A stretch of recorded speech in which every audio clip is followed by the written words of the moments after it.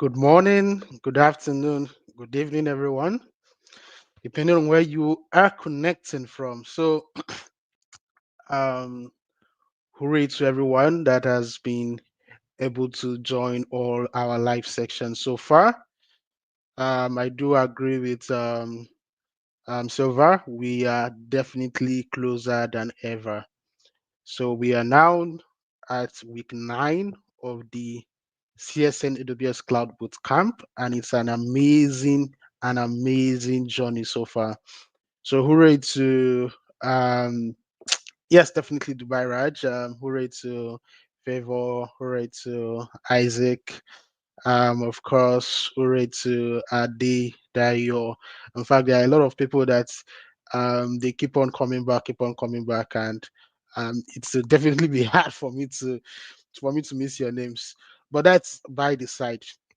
Um, we are, I would say, second to the last section, and I would explain why. For the boot camp, well, definitely, the boot camp it's actually even far from over yet. We've gone through week 1 section up to week 6, then entered also week 7, then up to week 9, where we currently are. And it's been an exciting journey so far, right? Week 10, which is next week, is going to wrap it up, okay, for all we've done so far, right? We are going to wrap it up with talking about Lambda functions, and then we'll call it a wrap. But today we have a very exciting topic, a very much interesting topic, and it's a question that a lot of people have been asking: how do we have HTTPS for our custom domains? Some of you might have deployed some EC2 instance, but it's HTTP, right? It's obvious. It's not secure. You might have gone ahead to deploy ECS, right? That we had instructors like Ekene and Dubaraj take us through. And yes, it was still HTTP, not HTTPS. So how do we then eventually bring everything we've learned together and then have a secure connection to our website, to our application? That's what we're definitely going to be discussing in this section today. And I would also want to say that the week 11 and week 12 section will not be streamed live. We're not going to be streaming the week 11 and 12 sections, and there are reasons for that. So we're going to have those sections, but we're going to be migrating to a different platform. We're going to be using um, Zoom, and then yes, link would be sent to everybody using the usual communication channels. But we want to give people an opportunity to closely work with different experts. If possible, even share your screen, right? It's going to be a troubleshooting. Week 11 and 12 will just be solely for troubleshooting. So any particular issue, it can even actually be issue outside of the bootcamp class. As far as it's on AWS, it's fine. You can bring it up and then we can discuss it. And then also week 12, it's more or less like a career readiness section. So we'll have few tidbits here and there around what you need to do to progress as a cloud engineer. There's some people that are leveraging this content to work as a DevOps engineer. So depending on your field, other people they are like more like a cloud security engineer. So it all depends on how you would want to leverage whatever you learn from here in your day to day. So that's important. And I also do have um, new information, and this is around the tax submission. So the tax submission, we are going to open up the tax submission by week 10. Week 11 actually, but that is going to be August 10th actually. So that's week 11th. We'll open it up, and then everybody would have access to the forms to submit the tax and proceed with that.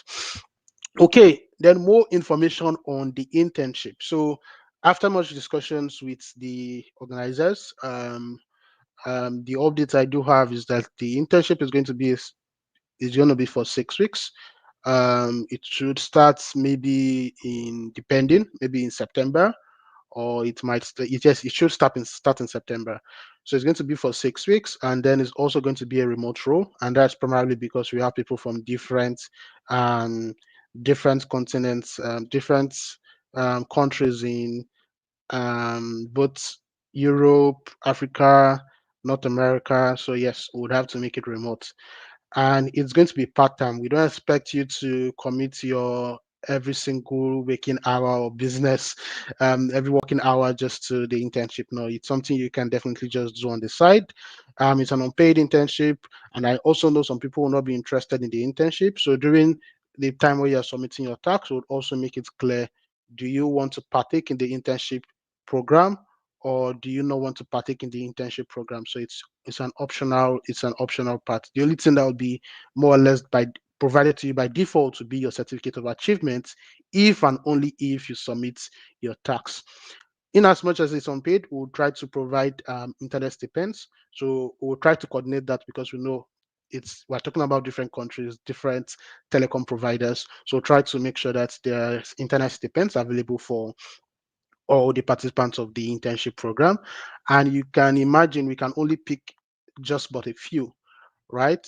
So this would only be open to, let me go through the selection criteria. This would only be open to people that are able to show that they have more than it takes, right? So we'll be giving priority to people that have experience in using AI tools. In fact, the most important requirement you need to have, the number one is the most important: know how to use AI tools. It really does not matter to us how much of a DevOps engineer you are, or how much you know cybersecurity, or how much you know solutions architecture. Those requirements are a plus. But what's even more important is that you know how to use AI tools. Would ask you to also submit your CV if you're interested in the internship. And if you can definitely use AI tools, trust me, it's an automatic plus, and it can definitely increase your chances of going for the internship if that's something you would want to go for. All right, let's dive into this section. You people know I don't like to stress us too much on this. But that being said, let's introduce our marvelous instructor for this week, who is no other person than Charity. And Charity is an amazing person. She's actually a multi-cloud certified cloud infrastructure engineer. She enjoys making complex cloud concepts feel simple. So be rest assured that you're in good hands. This is an important topic, and we're definitely going to break it down. This is what separates beginners from experts. And with hands-on experience across AWS and Google Cloud, she works on everything from infrastructure automation to securing web applications. And she has worked on several exciting projects, such as building CI/CD pipelines, automating infrastructure deployment using IEC, infrastructure as code, deploying APIs, and many more. She loves sharing practical tips, and especially around cloud technologies when she's not in the cloud and she's probably helping someone else get there. So it's really an amazing opportunity to have Charity here with us on this call. And I think one other important part that was not mentioned here, which I think should definitely be mentioned, um, yes, is that she's also the host at Cloud Talk series. So I think maybe she might drop a link there later on, so you can go check that out. Cloud Talk series, where she talks about cloud computing and many more. So it's an opportunity having her here on the call. It's a privilege. Um, I can see somebody say Charity looking. I can't. Let me not say that. But thank you so much, Charity, and I will hand over to Charity to take us through the sections. Thanks everyone for joining. Stay tuned. Thank you so much, Okon, for that very wonderful introduction. I was even blushing. I say, is it me that they're talking about like this? What's going on? Hi, everyone. Can you hear me? Hi, thank you. I saw Olabi's comments. Thank you so much. Thank you, Dan. Thank you, guys. Oh, Isaac. Okay. I guess you follow me on LinkedIn. Thank you, guys, for the warm reception. I am really flattered and I'm really honored to be here. One thing I love doing, and the reason why I started Cloud Talks, thank you, Okon, for mentioning that, is because I actually like I discovered that I love explaining cloud technology in the simplest term possible. I noticed this because explaining what I do to my friends, to my family, it's quite hard because many people don't understand what's cloud. Maybe I've not heard of cloud. What's that?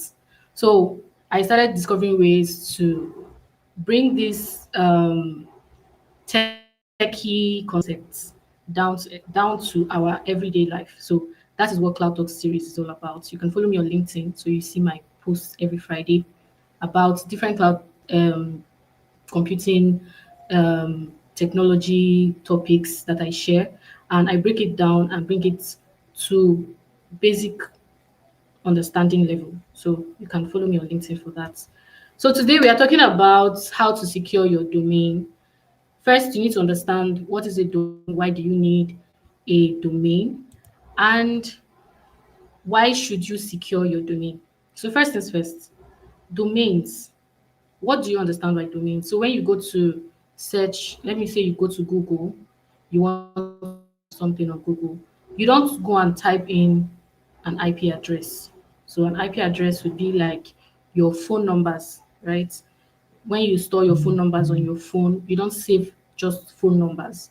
You have to give you have to give that phone number a name. So you have to tie it to a name so that whenever you go to search for that person, you want to call the person, you type in the name, not the phone number. You cannot cram every single phone number, right? So that's just the same thing with IP addresses and domains. Domains are human readable forms of storing IP addresses. Just understand it that way. Domains are human readable forms of storing IP addresses. So with this way, you can simply go and type in google.com, and what you're actually doing on the back end, you are reaching the IP address. So the IP address will look like 192.222.303.2. That is what the IP address will look like. But you cannot cram every single IP address on the internet. So that is why you have domains. That's why domains are very important. Now, why should you secure your domains? Cybersecurity issues are on the rise. Hackers are everywhere. Of course, you need to have a secure domain. So, how you identify a secure domain is that it is usually it usually has a HTTPS in front of it instead of a HTTP. So HTTP is hypertext um, transfer protocol. So when you go to a website and you see just HTTP, what it tells you is that this domain or this website is not secure. But then when you see HTTPS, then you know that okay, this is secure hypertext transfer protocol. That's just the difference. So you need to secure your domains so that they are safe from hackers, at least to some extent. Of course, that's not all you need to do, but that's the basic security level security applications that you have to add to your websites or to your applications. So let's talk about Amazon Route 53. Amazon Route 53 is a domain name service that Amazon owns. So we are talking about AWS a lot. I noticed that throughout this bootcamp, we are focusing on AWS, right? So that's why we're talking about Amazon Route 53. But Amazon Route 53 is not the only domain name service that exists. But let us come back to focus. Amazon Route 53 is a highly scalable, highly available DNS web service. It allows you to buy domains, or rather register domains. So let's say that you want to start a website, for example, and you don't know what to call your website. You need to go and buy a domain that's is similar to what you do. So let's say you are into e-commerce, for example. So you might want to buy a .com website, or you're a government body, you might want to buy a .gov website. So depending, they are all available on Amazon Rocket, and I'm going to show you guys how to do that later during the demo. But it is also a fully managed service. So some of the nitty gritty tasks that you might have to do if you are using, let me say, Namecheap. Namecheap is another domain registrar. So let's say you decided to use Namecheap to buy your domain. There are some other tasks that you need to do for you to register it and secure it and all that. But Amazon Route 53 tends to handle most of the heavy lifting for you. So that is another benefit of using Amazon Route 53. It also handles DNS routing. So it can help you route traffic. I'm going to talk about this later on. It can help you route traffic to your back end services like your EC2, for instance. So there are so many different ways of talk about that later. And then it also helps you to check the health of your back end services. So let's say your services are down or one of your services down, you can route traffic to the healthy ones. So Amazon Route 3 handles all of this for you. So it is a fully managed service. Now, domain management with Route 53. How does this work? You can register a domain. That is you buying a domain. Of course, you pay for it, or if you already have a domain and you want to transfer it to Amazon Route 53. Now, why would you want to transfer your existing domain to Amazon Route 53? Because Amazon Route 53 will now help you manage that domain. It can help you to renew it. Domains don't last for a lifetime. Once you buy it, it doesn't mean that you have it forever. You have to renew it yearly. And it is advised that you renew your domains at least a few months before it expires so that someone else doesn't grab it. So Route 53 can actually help you with that auto renewal. So that is why some people would want to transfer their existing domains to Route 53. Then you can create a hosted zone, public or private hosted zone with Amazon Route 53. Now, what is hosted zones? Hosted zone is like a container. It's a container that houses the records. The records are how you route your DNS to your backend service, your domain name, sorry, to your backend services. I feel like you understand this better when we start the demo. But just understand it this way. Hosted zone contains all the records that you will use to route your domain name or to connect your domain name to your backend services. It could be the IP address of your EC2 instance. It could be the domain name of your load balancer. It could be to your CloudFront distribution. I don't know if you guys are getting me. You can drop your questions in the chat. You can drop your. I saw someone say Amazon Route 53 is a highly okay. Thank you very much for that, Dubai, Raj. Then let's talk about DNS records. I said DNS records are how you route how you connect your domain name to your backend services, right? But there are different types of DNS records for the different back-end services that you might have. So the A or AAA records are used to route your domain name to IPv4 or IPv6 IP addresses. If you don't know what this means, there are two types of IP addresses. There's IPv4, IPv6. IPv4 is the first type that we are mostly used to. That's the let me say 10.00.00.00. That's the one we are mostly used to. IPv6 is hexadecimal. It's longer. It is much more available than IPv4. That is why IPv6 came into existence in the first place, because the internet is growing. But we're not talking about IP addresses today. So CNAME is used to route the domain name to other domain names. Get this. So let's say you have another domain name and you want to route your Route 53 domain name to that one. You can use the CNAME. Alias, you use it to route traffic to backend services like load balancer, CloudFront, AWS services basically. MX is for mail server. NS is for name server. Now, the name server responds to DNS queries. When you create a hosted zone, it actually gives you name servers that you use in validating your domain name. But that is if you are doing it manually. You're not doing it with Route 53. Route 53 handles all of this for you on the back end. Routing policies. We have simple, weighted, failover, latency, geolocation, geo proximity. Simple, it's random.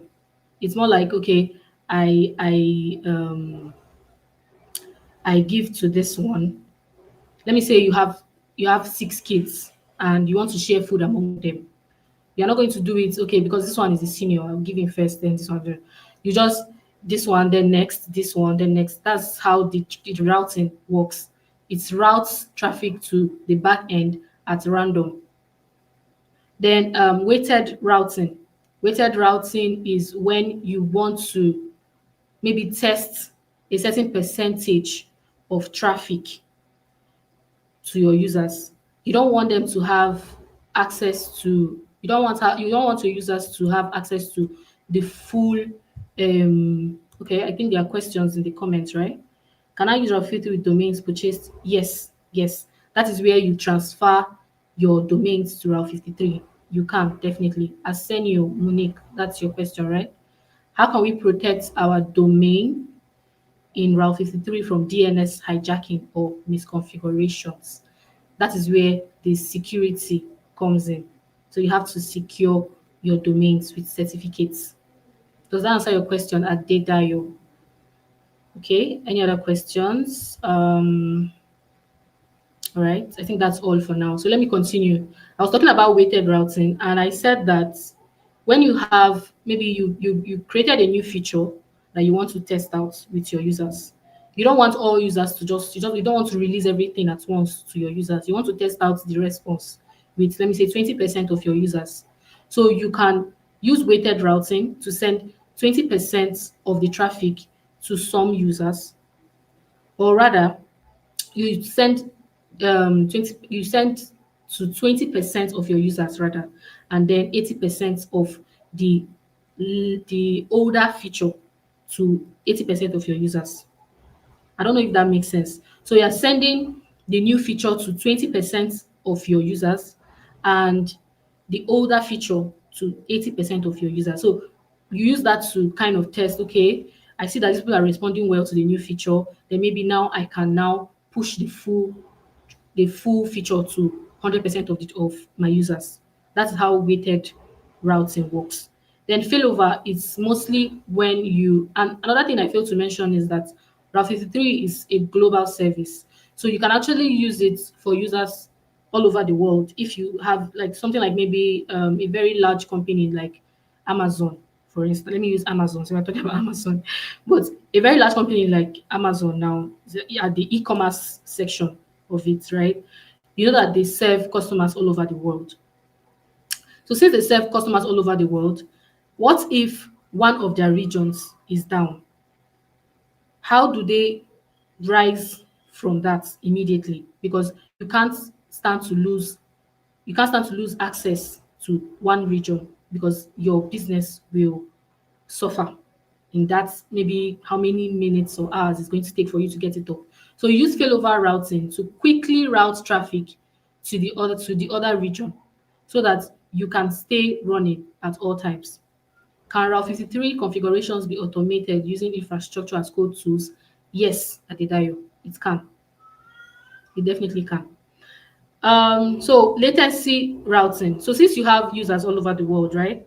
You might want to send traffic to users when your latency is at its lowest. You know, people now are more impatient with connecting to websites. So let's say you want to go to a website now, and it keeps loading and loading and loading. You will get annoyed and you will leave that website. It doesn't matter what you were trying to do there. But people, the more the internet grows, the more impatient people are becoming with what they want to do on the internet. There is so much to do. So the focus is, so you need to catch people's attention fast. So you might want to you might want to reduce the latency that users experience when they come to your website. So that is what the latency based routing is for. Geolocation, it ensures that it sends traffic to users based on their location. So based on their location, it sends traffic to users. Closeness to location is a factor here. Geo-proximity, on the other hand, closeness to resources is a factor. So geolocation, closeness to users, proximity, closeness to resources. I hope that is clear. What's the difference between public and private hosted zones? Arsenio. The difference is that public hosted zone is when you want your domain name to be accessible over the internet. That is when you use public hosted zones. So google.com, you have access to it over the internet, right? It's a public domain name. So of course, a public hosted zone was used to create it, to create the records that you use to access google.com. A private hosted zone, on the other hand, is only within your network. So a network now could be, I know you guys have already studied something about VPC, right? You guys have studied I don't know, you guys must have learned about VPC by now. So that VPC is your private network, right? So you want the DNS service to be only reachable within that VPC. Exactly. So you want it to be reachable within that VPC, not over the internet. That is the difference between public and private. Adedayo, can 53 configurations be automated using infrastructure? Okay, I've already answered this question. Yeah. All right, let's see how DNS works in action. And we are using Route 53 as our case study. So when you click google.com, there are there's a lot of things going on in the back end that you don't know because it happens in milliseconds. So first things first, the DNS resolver checks, do I have this domain name? Do I have access to this domain name? If it doesn't find that domain name or the IP address in its, let me say, server, it checks the DNS servers. Now, the DNS servers will be Route 53 in this context, right? It checks, do you have this IP address? Route 53 will now say, I think I do. And then it checks the back end. Okay, this healthy back end is resolved to this particular domain name. And then it returns whatever it is you are requesting for. It returns the website back to you. I hope that is clear. Is it clear? Is it clear? You can say yes in the comments. I'm reading your comments as I go.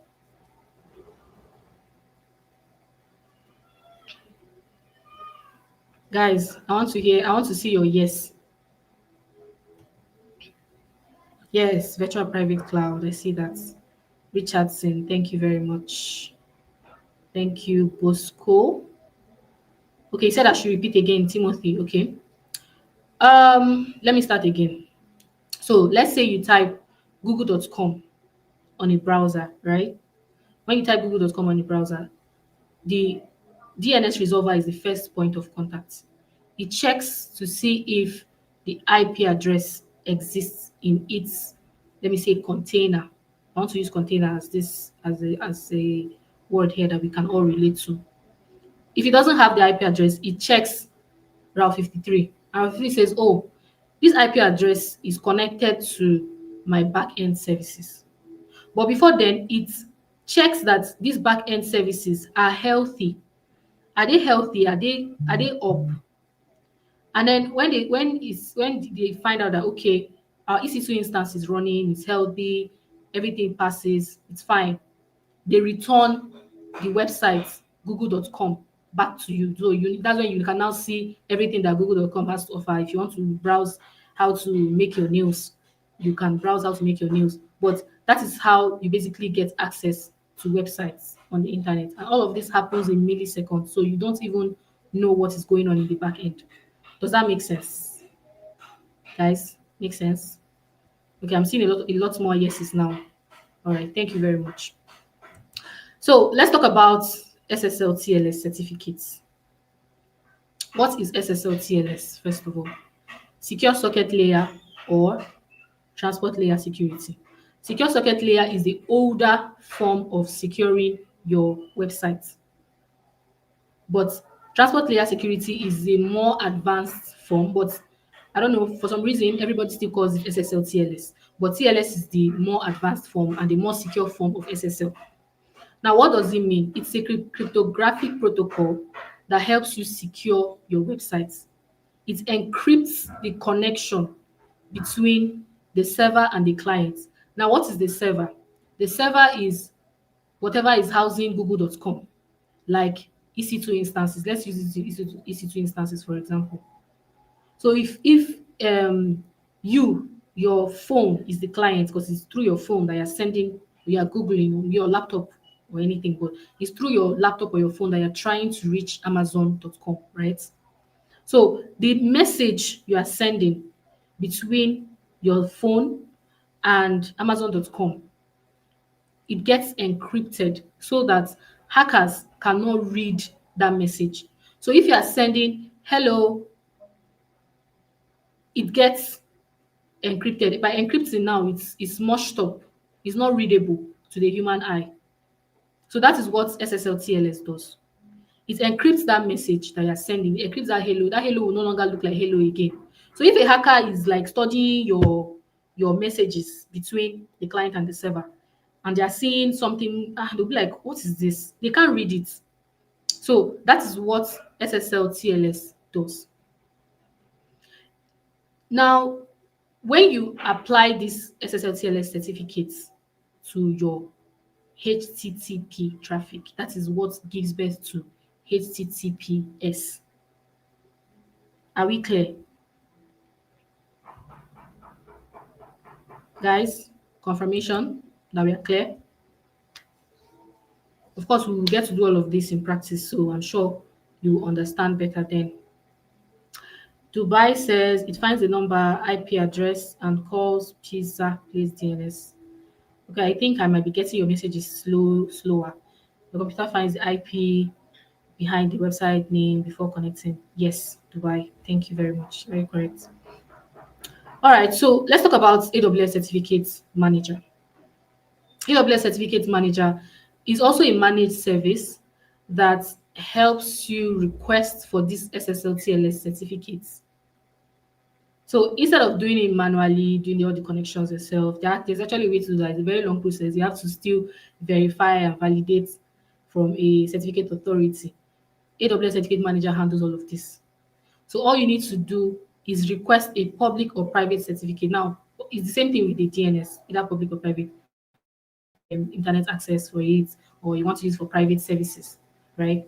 Then DNS or email validation, there are the two types of ways to validate that your certificate is legit because it has to be verified. Then auto renewal for managed services.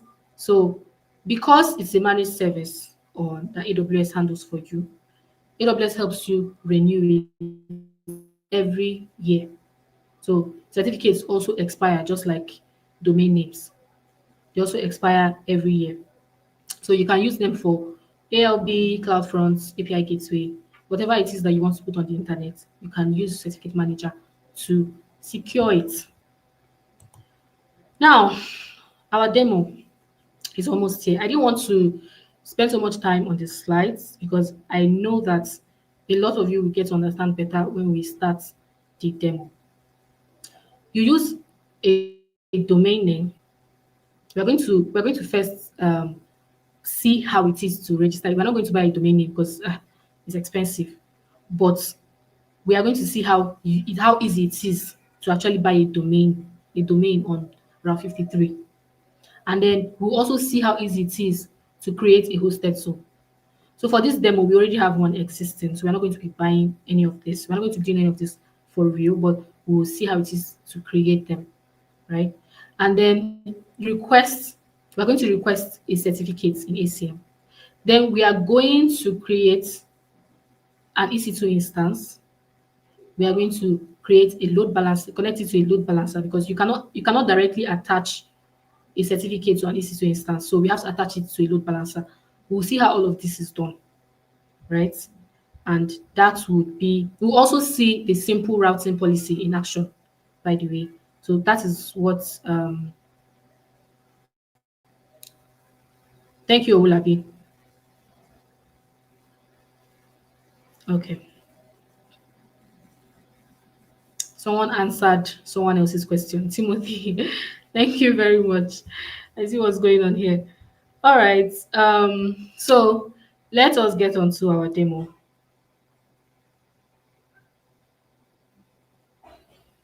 So I need you guys to confirm that you can see my screen.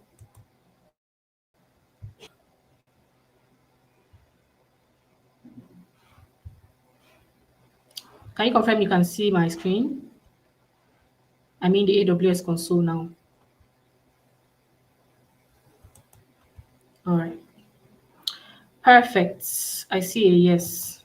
So first things first, we are going to Route 53.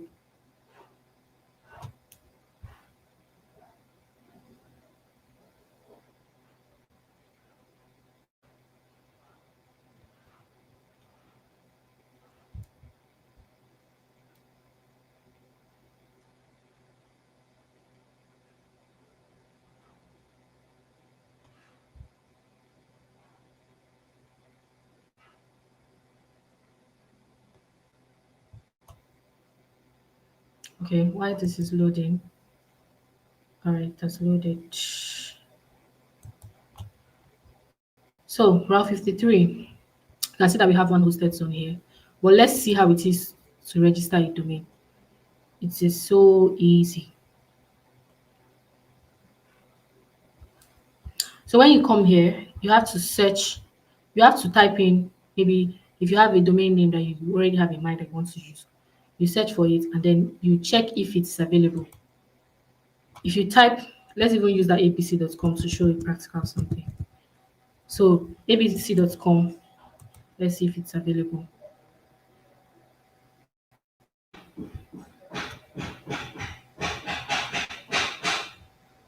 Okay, we have some options here.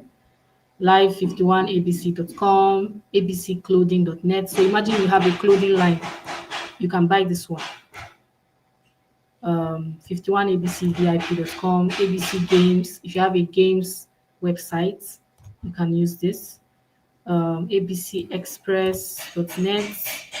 So many options, right? And then you can click select here. Let me select this ABC clothing. Okay, so I like anything that sounds like clothes.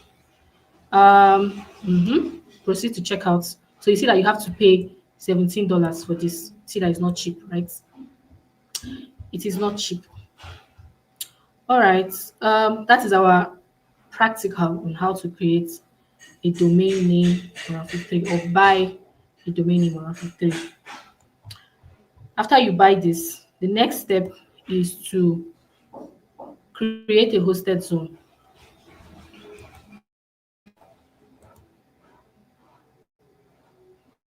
Let me see what is happening in the comments. Can ACM issue wildcard certificates? Yes, another of the service in the pay for DNS queries. It's a pet service. All right. Yes, it can. Arsenio, Monique, it can.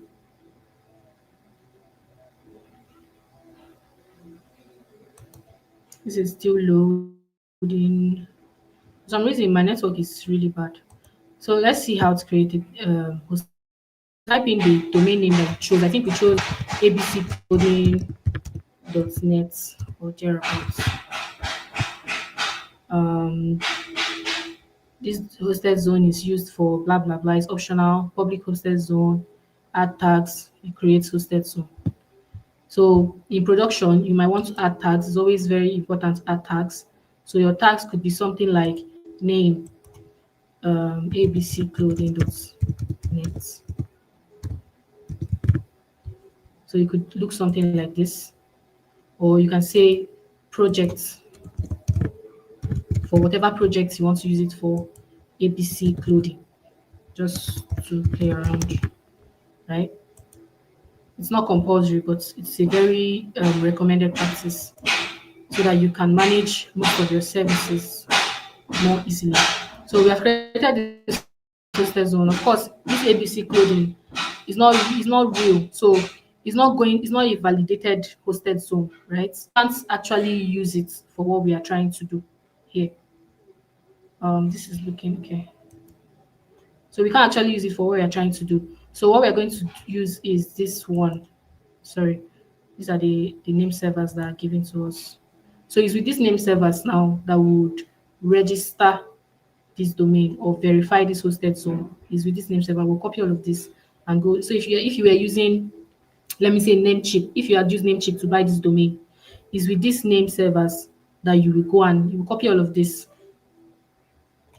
paste it into your Namecheap verification, whatever, and that is how you are going to be able to validate this hosted zone. If not, you can't use it.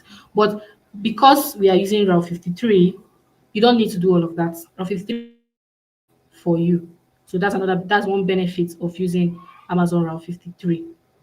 So let's go back to the actual hosted zone that we are going to be using. So now we have two hosted zones, and this one is a verified one. Cloudsec.org is a verified one. So this is the one that we will be using. You can see that there are some records that already exist here. We'll need to create a record later on. So next step, we are going to create a certificate. So let's search for certificate manager. I'm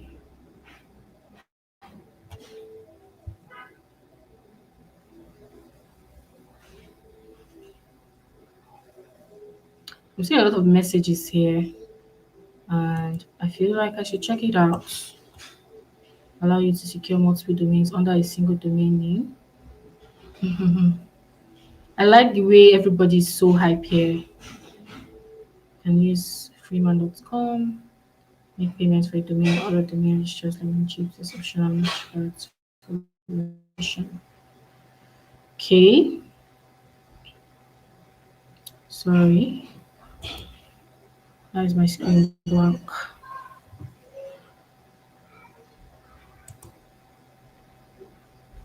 Adedayo, you are going to see all of this in this session. You are going to see answer to your question, how to link Route 53 ACM and load balancer. Don't worry, that's why you're here. Okay, so we're going to request the certificate now, and we need to name it something that's the same thing with our domain name. It has to be very exact with our domain name. So what's the name of that domain name again? Who can remember? Because I don't.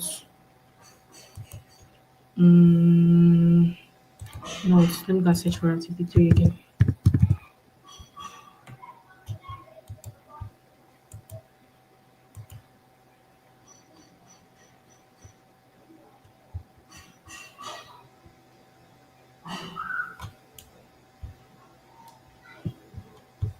Atetayo. I like the way this class is so hyper, giving me ginger.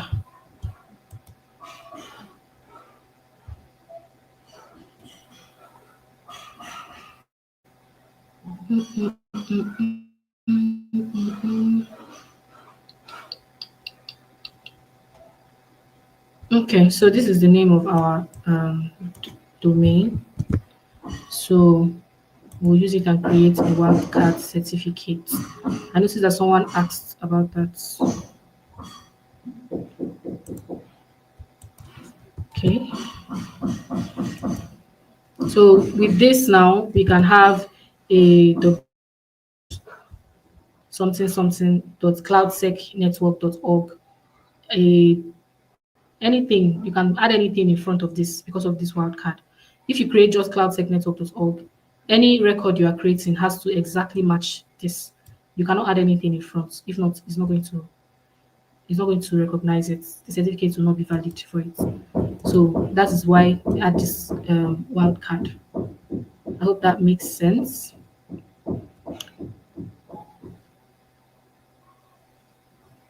So do you see that you can actually export your certificates that you get from Certificate Manager? I noticed that someone asked that question. I hope this answers your question now. DNS validation. So these are the different validation methods, right? You can use either email validation or validation. But you see here that DNS validation is actually the recommended one.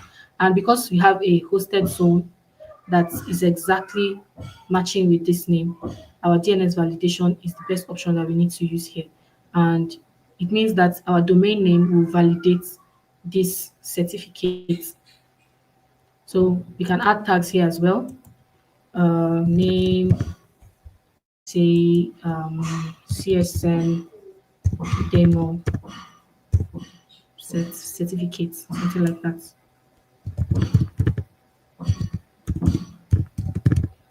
So let's just add this request. So for a bit, you're going to see that the status is pending validation. So until that is complete, for the validation to be complete, a record has to be created in Route 53. Success. So that is done.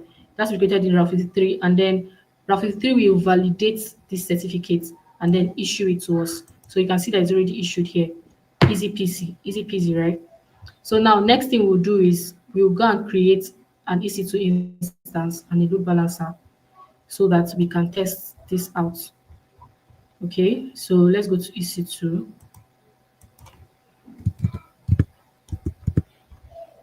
I was typing EC3.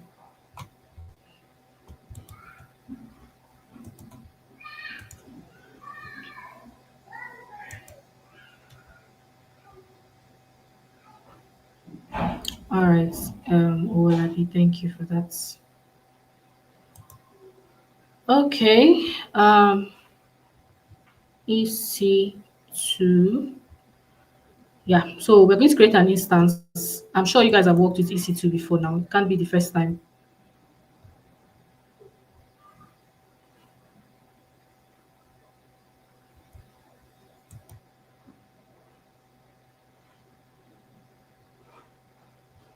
All right, I want to name this CSM Demo, and we'll just use the default of a lot of it. Okay, I see a yes in the comments.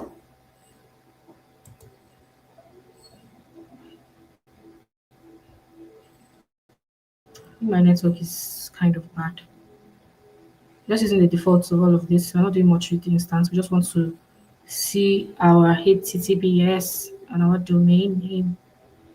All right. Yeah, networking. So I created the VPC for this earlier,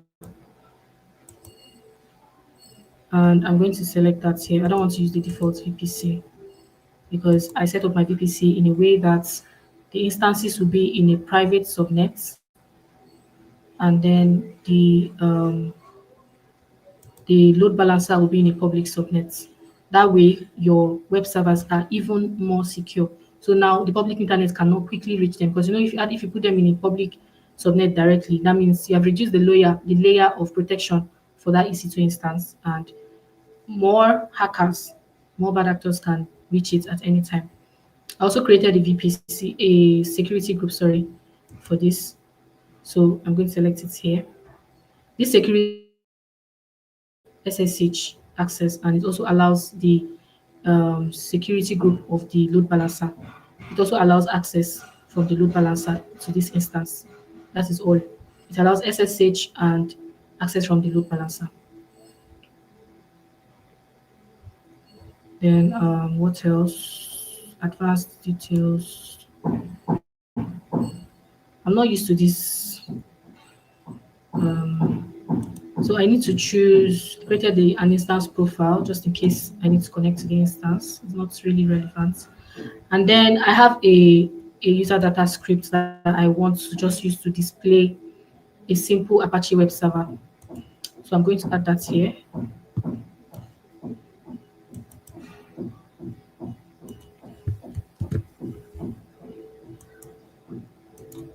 So you can see that this installs an Apache web server into this EC2 instance, and then it is going to display this in the index.html page. Hello world from instance 1.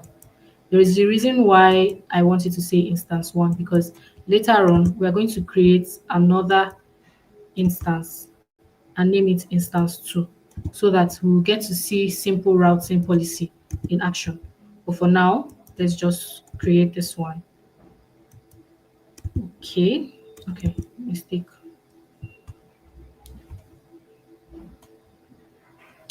All right, I think we can launch this now.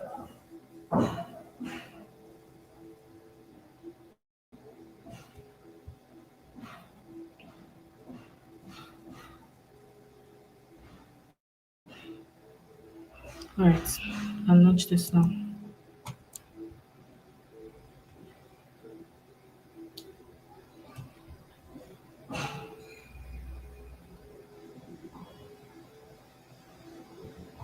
So while that is being launched, we are going to go ahead and create a load balancer and attach it to the instance. What are DNS security best practices when using a data 53 for a public facing domain with HTTPS? Don't worry, we'll answer this question later. Um,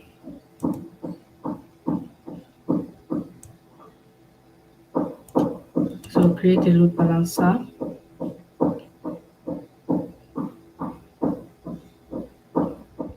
We're going to choose application load balancer because this is supposed to be a website. So we mention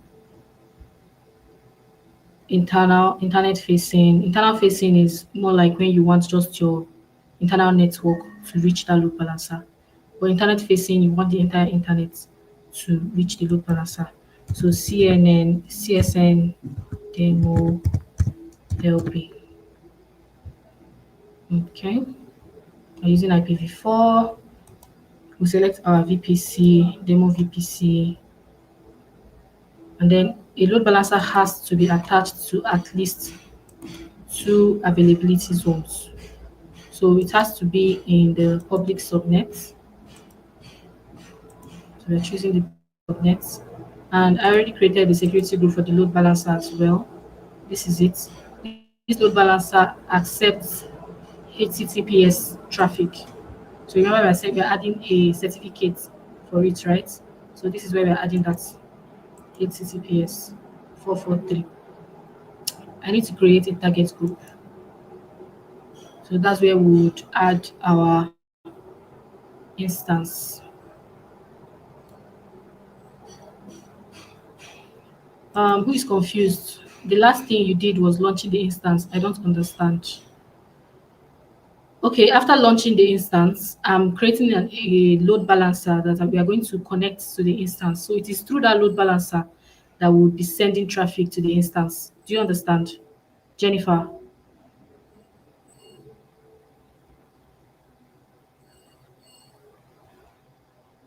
Difference in private and public subnet instance and LP. Oh wow. So I assumed that you guys must have done some VPC networking class or session before now. But the difference between a public and private subnet is that the public subnet is connected to the internet gateway, which allows direct traffic from the internet to the, let me say, the instance within that subnet. While the private subnet doesn't have any direct connection from the internet to that instance. So the private subnet is more secure than the public subnet. So whatever services that you don't want to be reachable from the internet, you place them in the private subnet. But any service that you want to be directly reachable from the internet, you place them in the public subnet. Does that answer your question? That's Eukarya, right?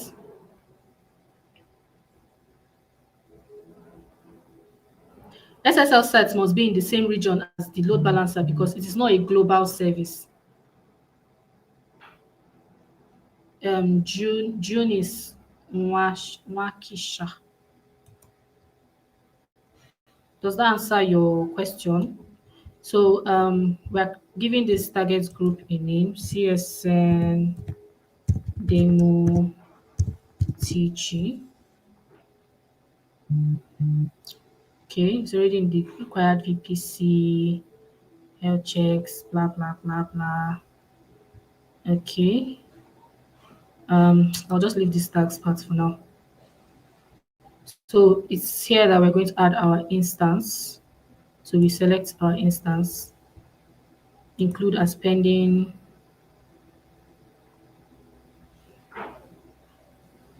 Mm, mm, mm. 80.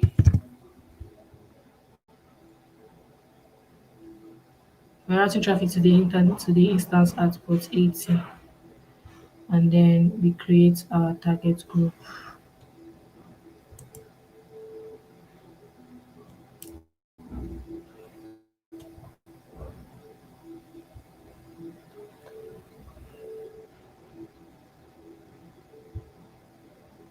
So our target group is created. We go back here, refresh. You can find our target group here.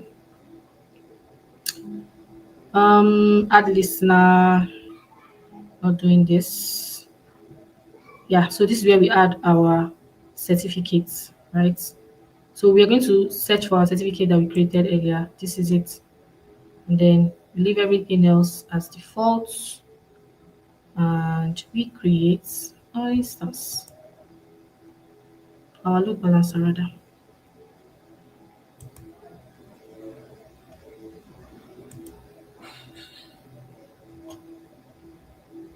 So let's see if that is created.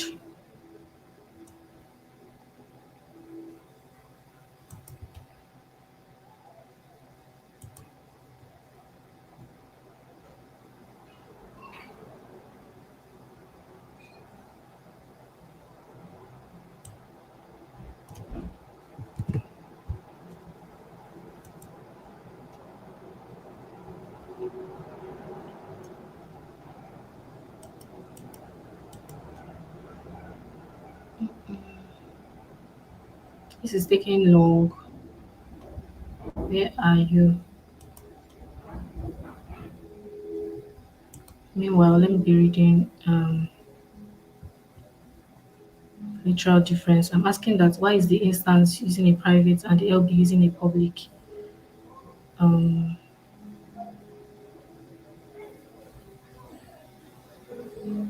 it's for security purpose so that outsider ones have direct access. Okay. Eukarya, do you understand that now? Jennifer's explanation, or do you want me to explain again?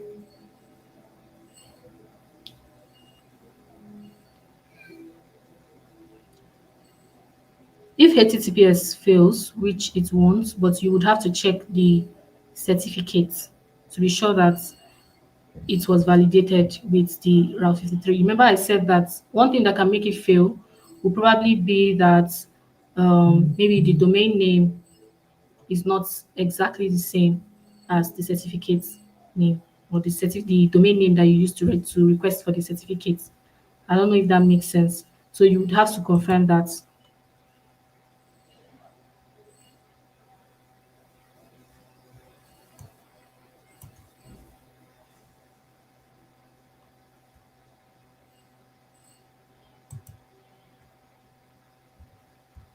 Okay.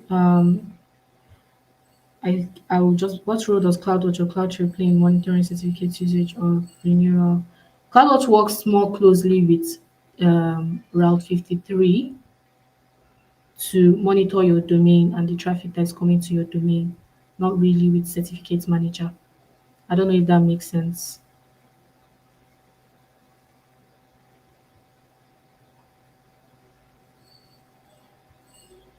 Let's see if our load balancer has something is happening here. Let's see. Okay,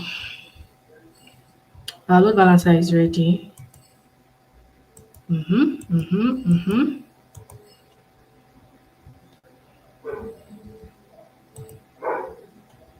Unhealthy. I think I know why. I think I know why. Okay, I'm going to remove these targets and we're going to recreate the instances.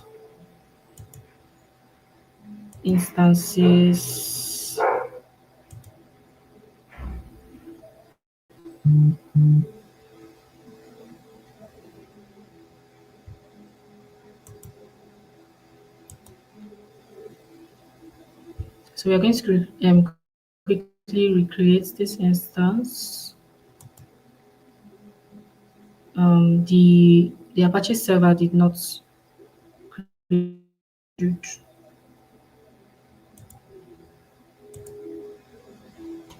Always make sure that you delete resources. Very important. As long as you are no longer using them, make sure that you delete.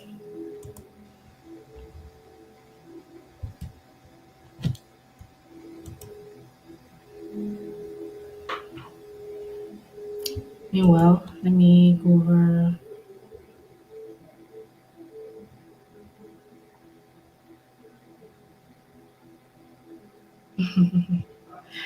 I'm reading your arguments in the chat.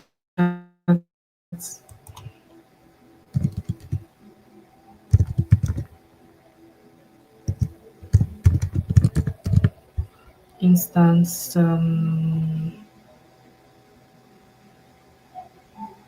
be faster.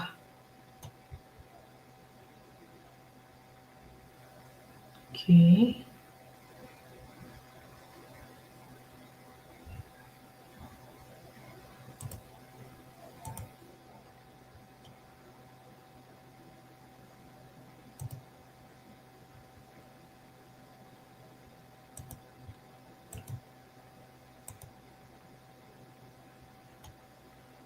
Mm-hmm. Select security group.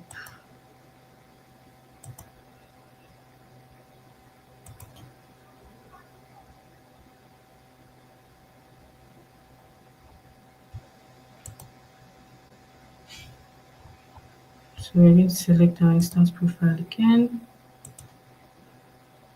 and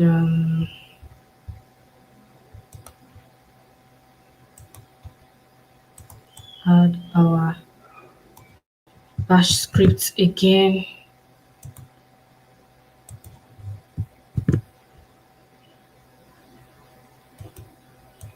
All right, I think we're good to go.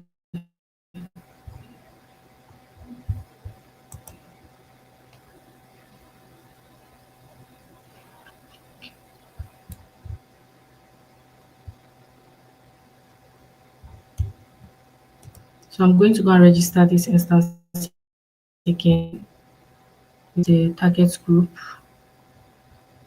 and see if it will show as healthy now. Though of course it's still launching, so it won't be running immediately.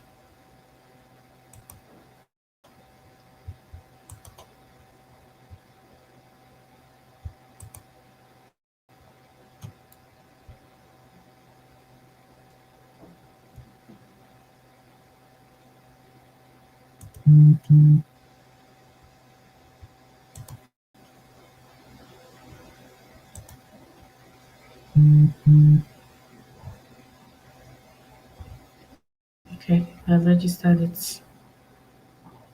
Mhm.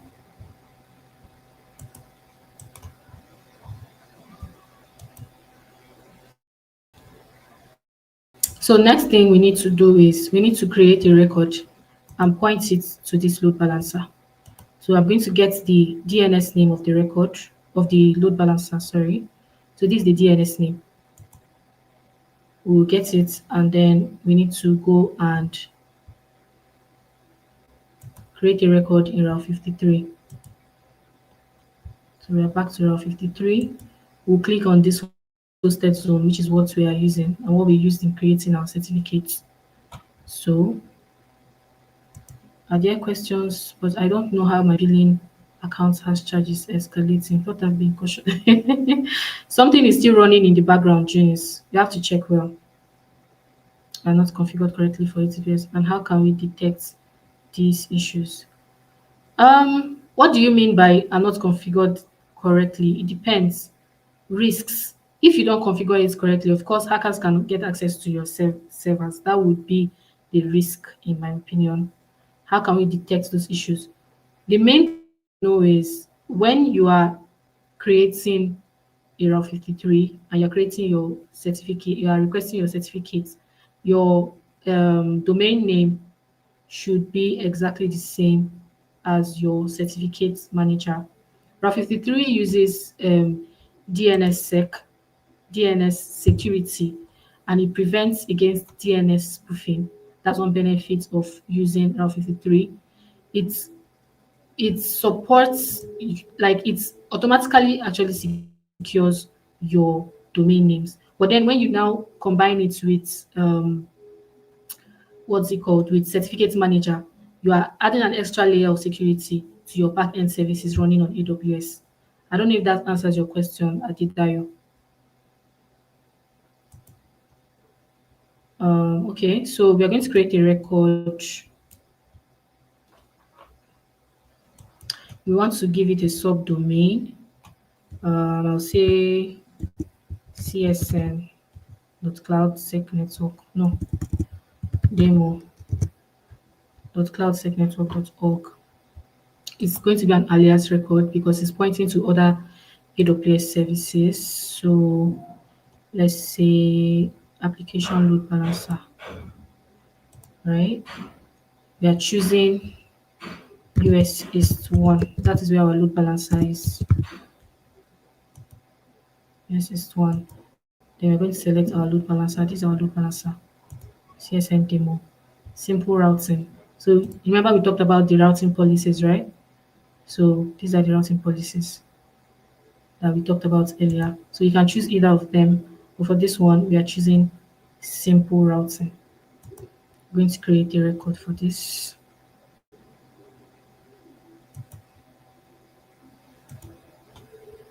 Okay, our record has been created. Now our instance should be fully running. But let me check if all passes are confirmed here. Instances.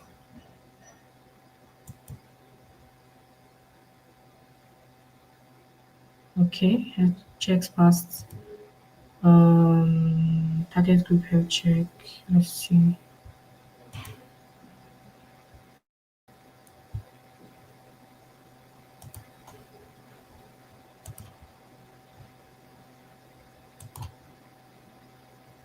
Unhealthy still. Something is wrong.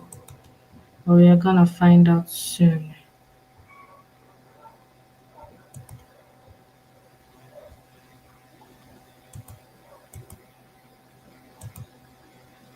This is why it's supposed to be reaching it on port 80, not port 88, port 443. Alright, actions, edit, let's check settings.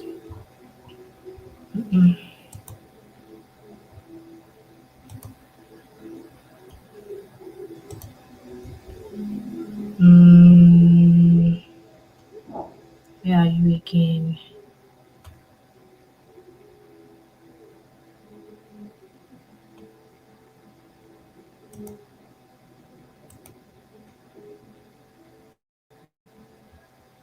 Let's try something again.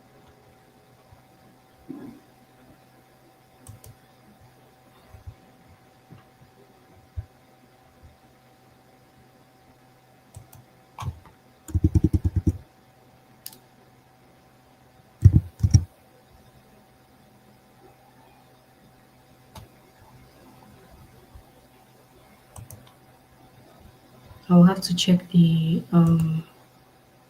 security group as well, just to be sure. 80. Let's see.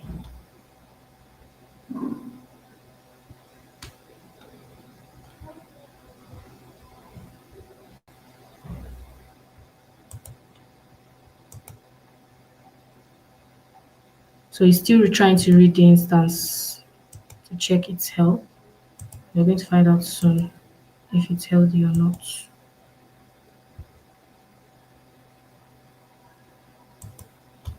Okay,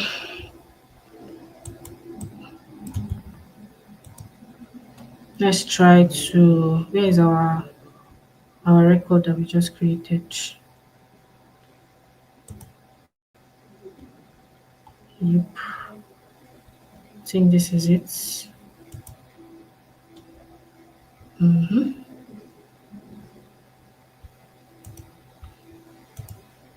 Let's try and see if we can reach it now.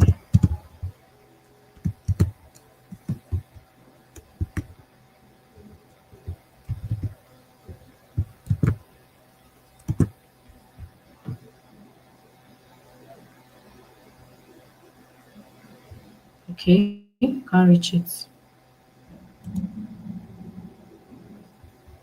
Unhealthy. Health checks failed. I need to check the security group. Let me see. Did I use the right security group?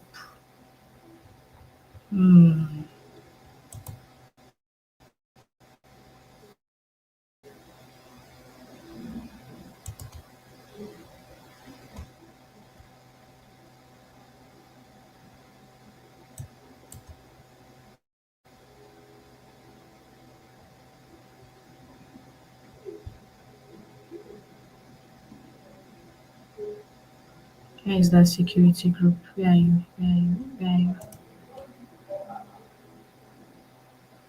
Mm-hmm. There you are.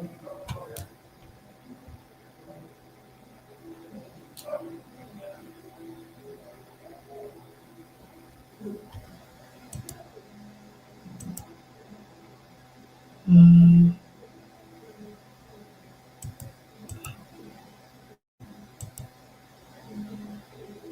I used the right security group. So what's the problem? Let's see.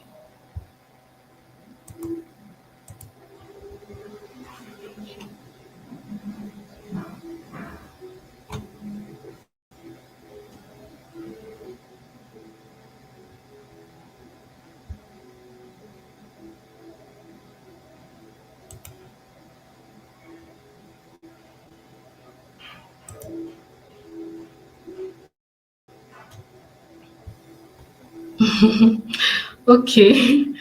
I see what it is. I used the wrong security group. Oh no, no, no, no, no, no. Oh, let me go back to the instance.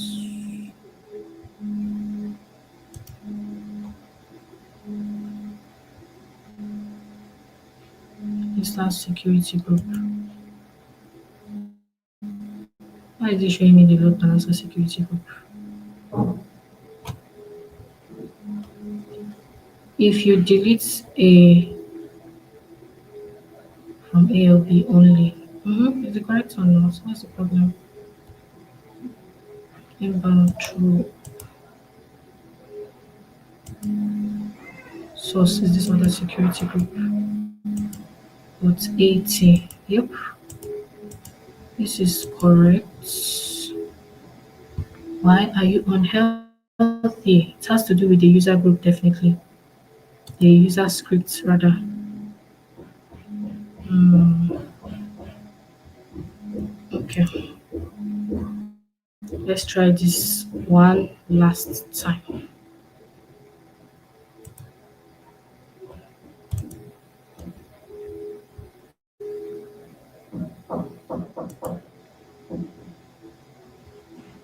Can you guys still see my screen? I'm going to connect to the instance and try creating the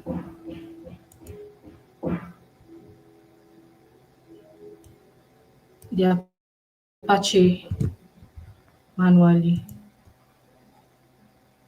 That could work.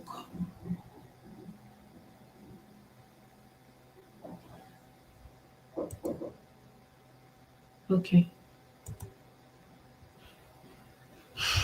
One thing with tech,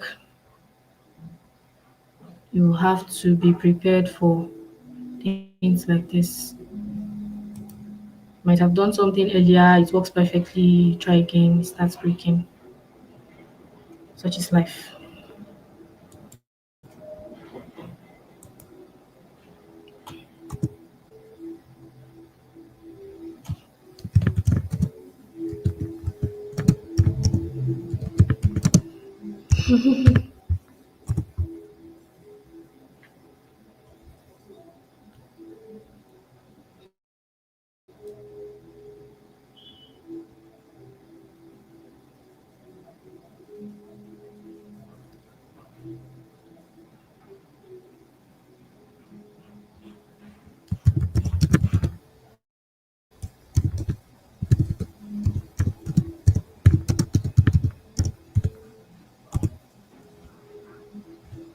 Okay, it's installing now.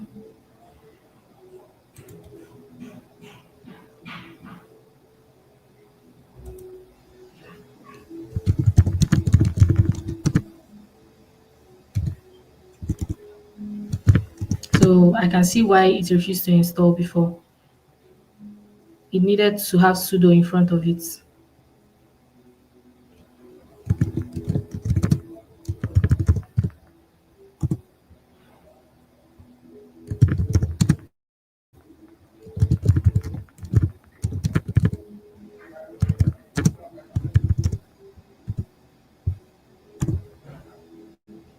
So we are going to check if it's running now.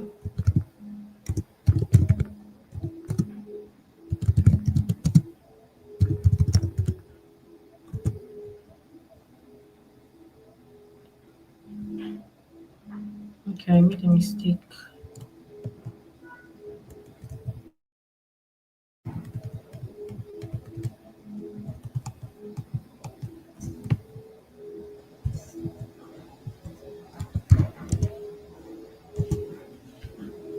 Okay, our Apache is now running.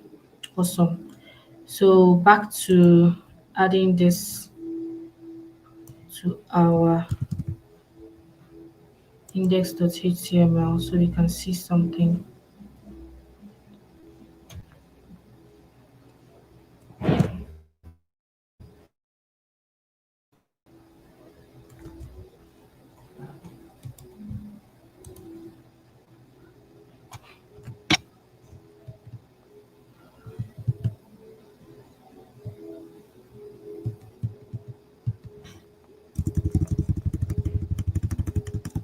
Hope you guys are still following. Let me check the comments again.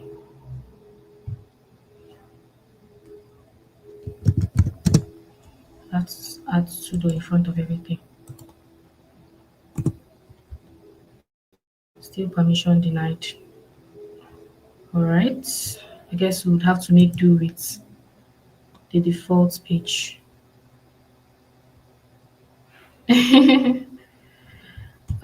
Someone said this is why I love live sessions. Permission denied. Why are you permission denying me?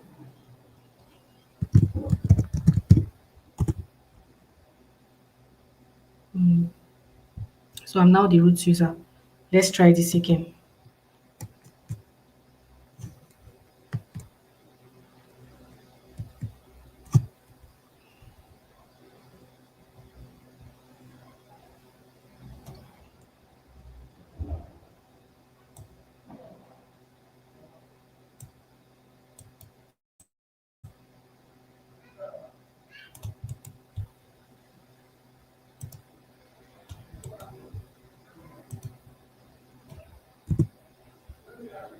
Event not found. Uh, hmm.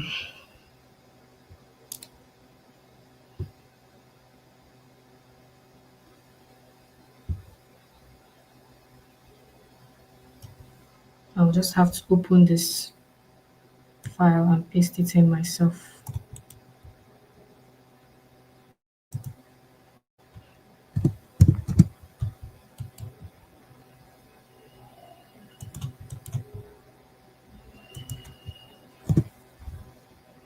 Okay.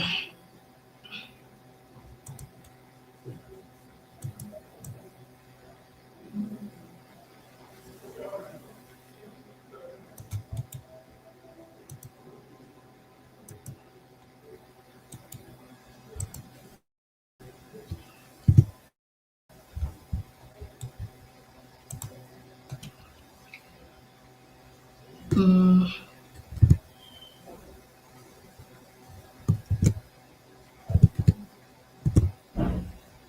okay, that is done. Now let's see if our instance will cooperate with us now. Where was I? Look,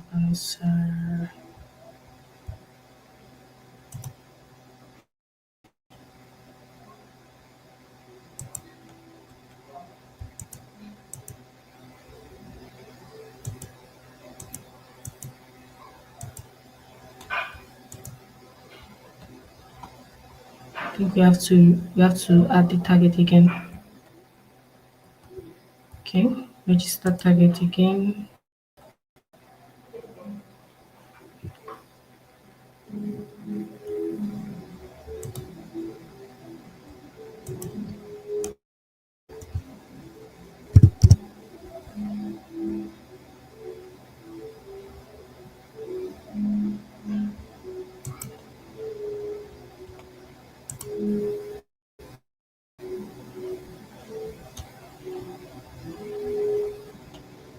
If this shows unhealthy, then I'll know that it is the port.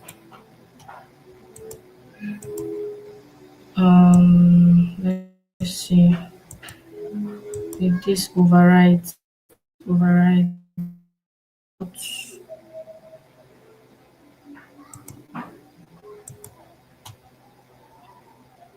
hmm 403. Okay, can't reach the instance. All right. I'm going to deregister this again.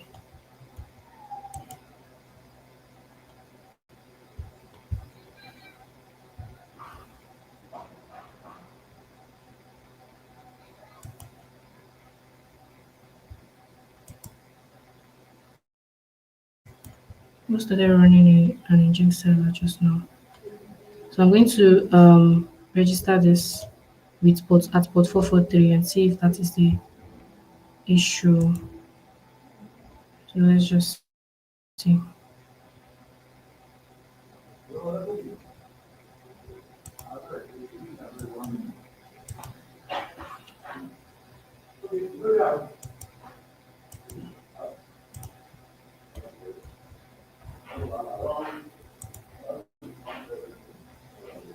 Now it's healthy. Can you see? It's now healthy. So that means our server is now running. So let's check again.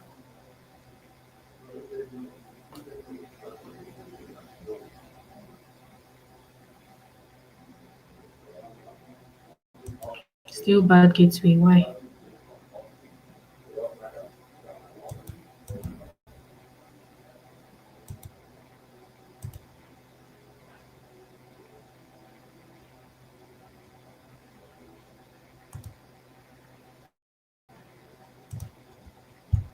Mm, unhealthy. I'm going to deregister this one just in case it's the one that our 53 is reaching. Okay, let's try again.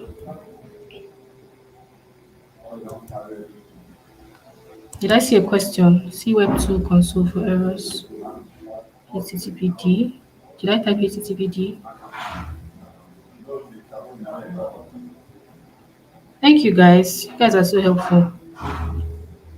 I was already using the root user, so I don't really need to add sudo anymore. Or I didn't really need to add sudo anymore. Yes.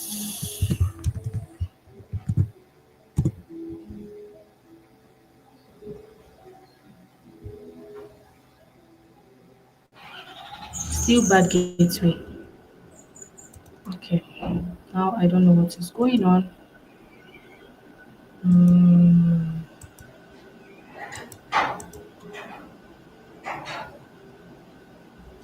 maybe. Might be a cache issue. I don't normally have this problem. That's one thing with working with load balancers. It can be very crazy. Very crazy.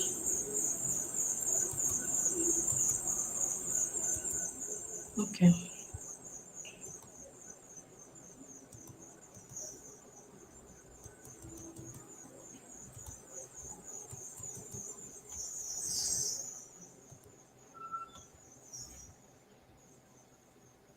Let me see the load balancer. Maybe I made a mistake with that too.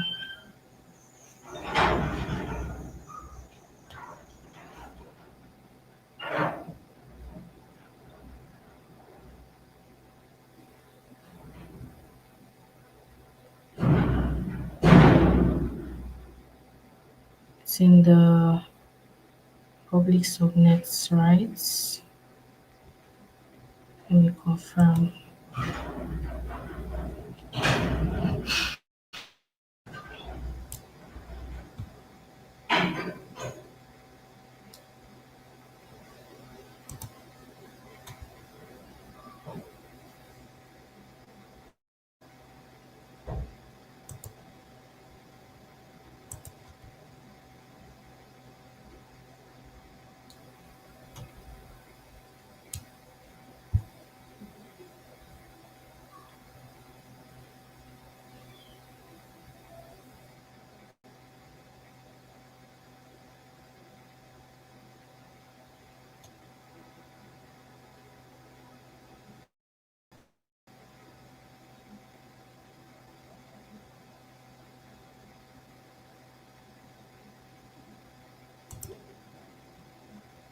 It's in the public subnet.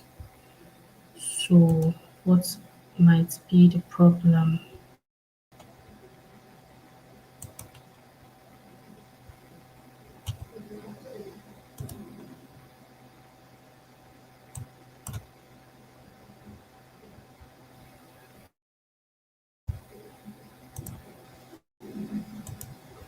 We have confirmed that our Apache server is running.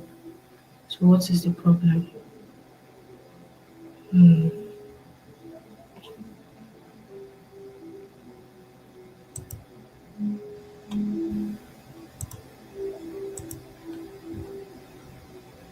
I think the entire setup is okay, but something is missing somewhere, and I know that it's no longer the Apache server. What is it? Security group allows HTTP from load balancer. Let's see the load balancer security group.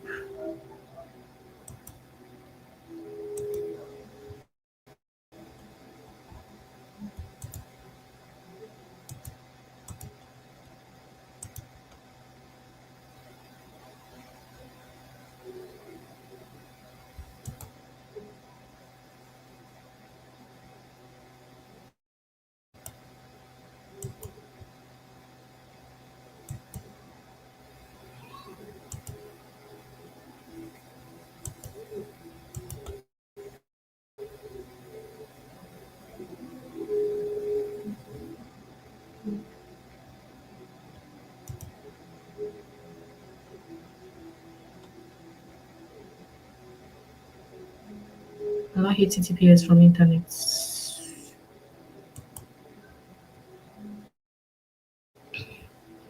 Someone is saying, since you are using a public server, I think you should add an outbound and be inbound rule set up from scratch together. Maybe we might get it fixed. Everyone should check outbound rules, especially for the load balancer.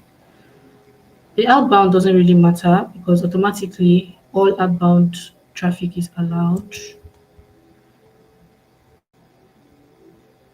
So this is our inbound rule. Let's see, 443 anywhere as it should be.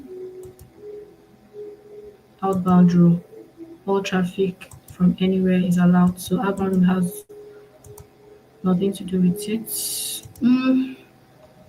I think it might still have to do with the Apache server, but I've already installed it myself manually, so I don't see why it would be failing. Mm,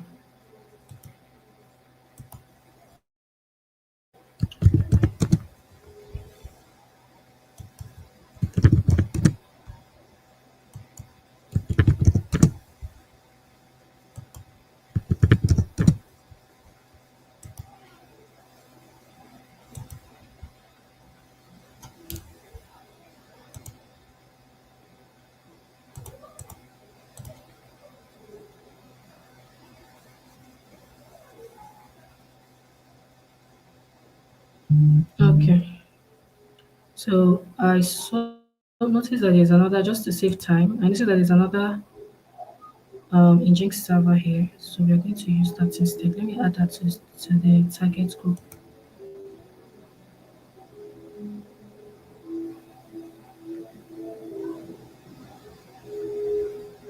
just so we can move on. Mm, Here is our target group. This one, okay. This one is healthy, no instances. We'll register an instance. Okay,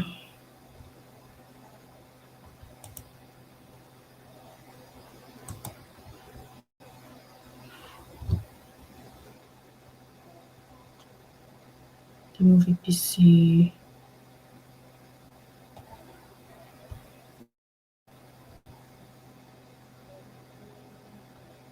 I'll be using IP addresses.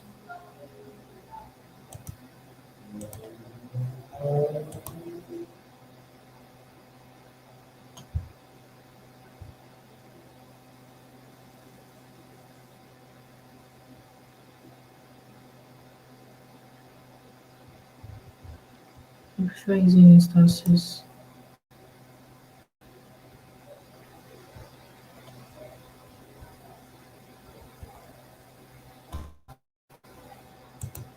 We already have one here.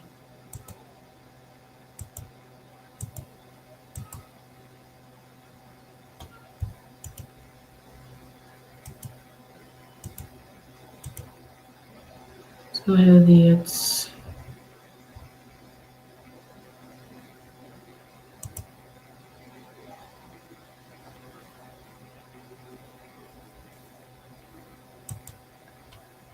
Okay, let's see. Load balancers. There must be one here already. Okay, so let's see if um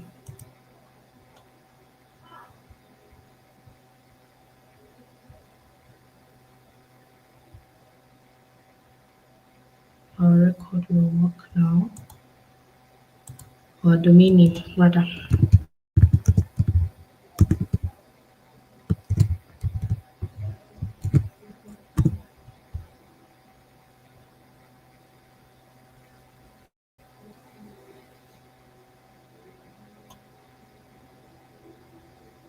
So you can see that it works, right?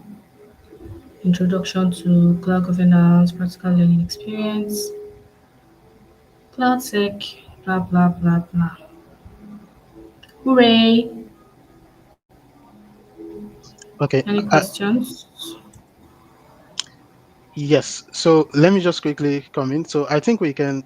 So that actually just brought up Google. Let's try to actually load the URL. I think that might work now. Yeah, I can actually see people saying it's working now. It's now loading. So it kind of took a while before the server started running. Yeah. Eukaria says to summarize, she's lost. Okay. Let's do a Okay. recap. Yeah. So Eukaria, you can actually watch this video on YouTube after this class, but I'm going to do a quick recap of everything we did. So we created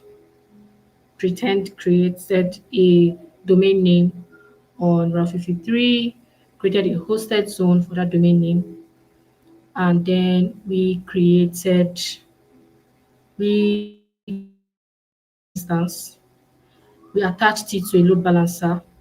We attached the certificates that we had created to that load balancer, and then we attempted to reach it. Of course, we had to route the domain name to the load balancer. So we created a record for that, and then we tried to reach the domain name to see that it works. Okay. So does that clear things up for you, Eukaria? You can always watch this video again, and if you are still not clear, you can always reach out to me. If cross-zone load balancing is enabled, the load balancer might be routing traffic to an unhealthy instance or another availability zone. Usually, for instance, one in one zone are unhealthy. Thank you, Chinedu Nwachukwu, for that. Very true. So thanks for this. All right, Dubai. Thank you. All right. Yes, Richardson, actually, there will be a lot of troubleshooting done, to be honest. That's one thing with tech that you may not really like. I will not lie to you, but as long as you're in tech, you get to do a lot of troubleshooting because sometimes technology can fail, so you would have to figure it out. All right. Any questions, Kyria? Please do. Any other questions? Thank you, Lukoya Olamide. True, very true, very true, very true, Dubai.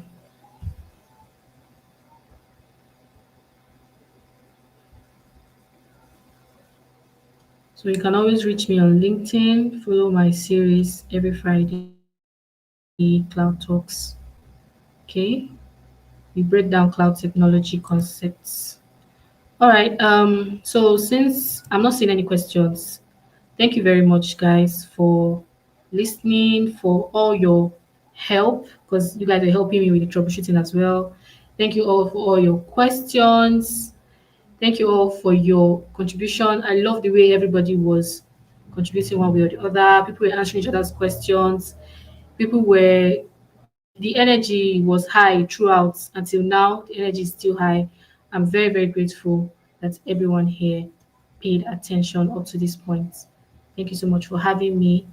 I enjoyed this session, and maybe next time we might get to see somewhere else. So I'm going to hand over to Okon now. Bye, guys.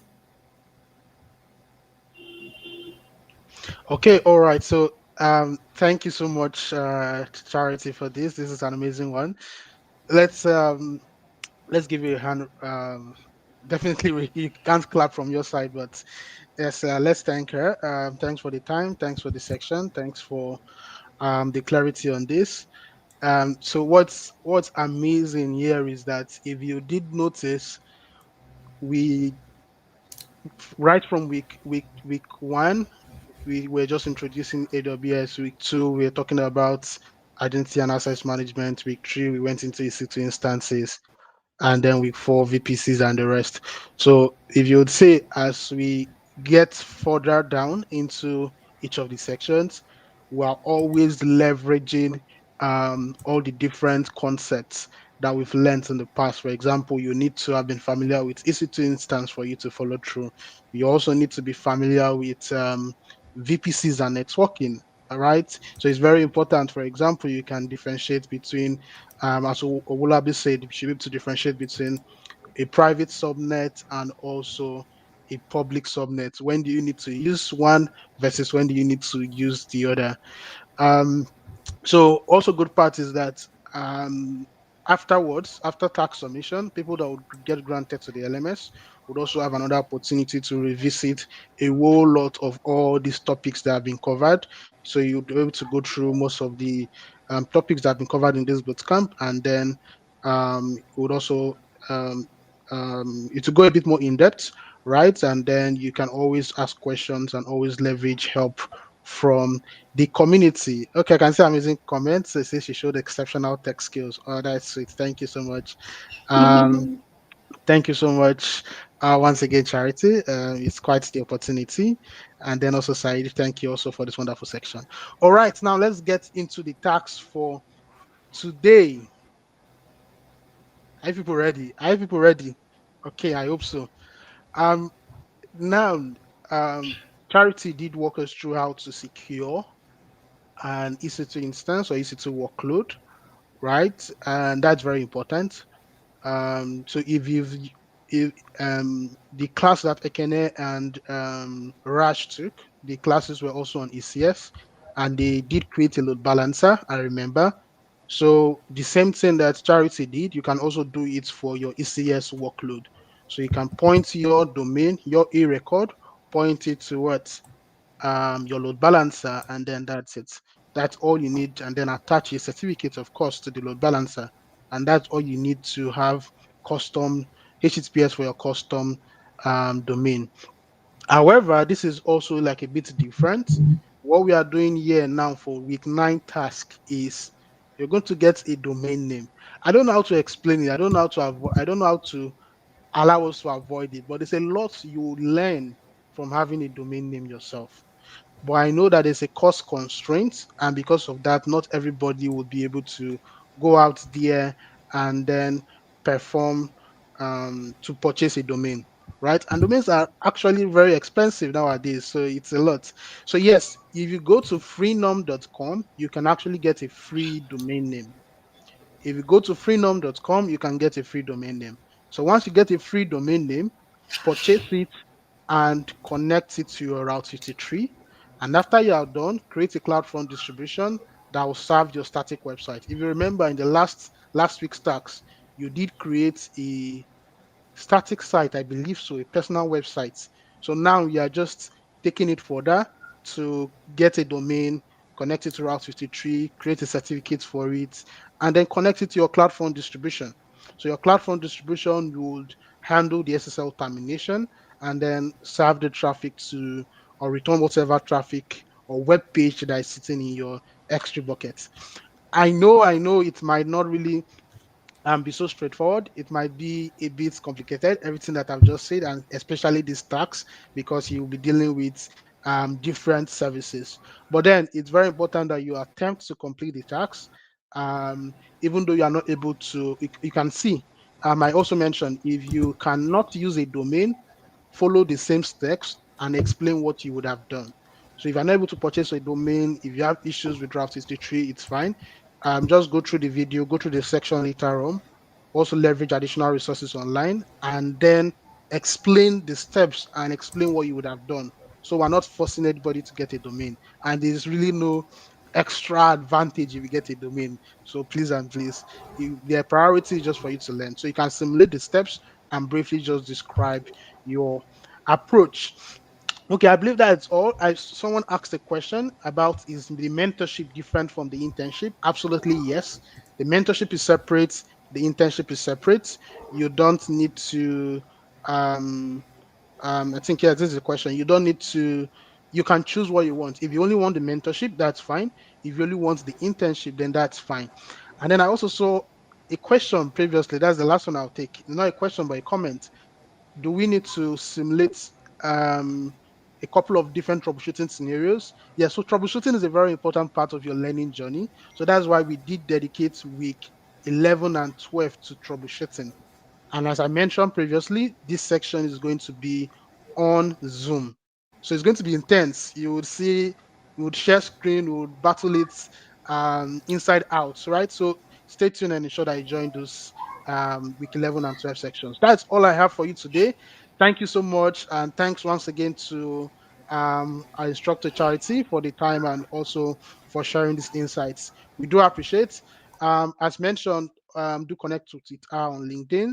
Once you connect with her on LinkedIn, you can see where she said share tidbits, share a lot around also what she does. She is a lot that you can learn from. So thank you once again, and do have a lovely weekend. Take care.